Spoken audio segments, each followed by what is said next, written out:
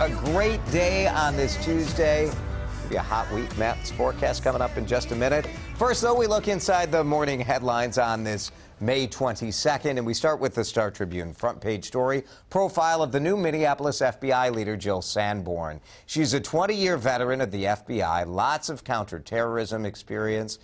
And in this story by Stephen Montemayor, we learn that she is one of 9 women leading the 56 FBI field offices all around the country. Obviously, terror, a concern here in the Twin Cities for the FBI. Lots of reporting unpacking what is in the last-minute bills that were passed by the legislature over the weekend. What's in, what's out. Pioneer Press reporting that the East Metro did get $45 million in the bonding bill, but not the money that was wanted to replace the crumbling River Center ramp. The city of St. Paul was hoping for $58 million. Instead, they got $5 million, which is just enough to knock the River Center ramp down. In the midterm elections, you're probably not going to see much of the Clintons campaigning, at least according to the New York Times, where they say that Democrats do not want Hillary Clinton on the campaign trail because many feel that she is not far enough to the left, too mainstream. Bill Clinton, seen as a liability because of his past conduct with women. So not so much Clintons during the campaign. Do we still need air marshals? That is the lead story on the front page of USA Today this morning.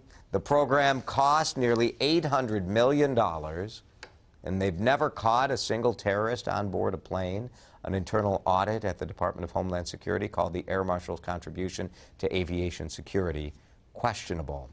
The artist behind the iconic love sculpture that ended up on U.S. postage stamps has died. Robert Indiana died of respiratory failure, according to his obituary in the New York Times this morning.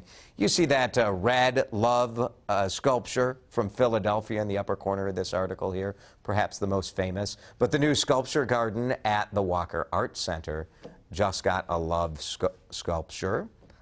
There's my wife and I in front of it. If you go visit the sculpture garden, how do you not take a love picture in front of the great work of an iconic artist who has died, Robert Indiana?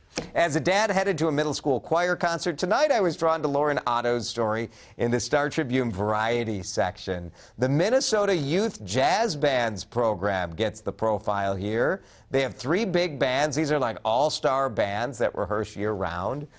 The kids even get the chance to record a CD. They're selling it now for $10. Young musicians profiled here saying that the improvisational nature of jazz is very appealing to them.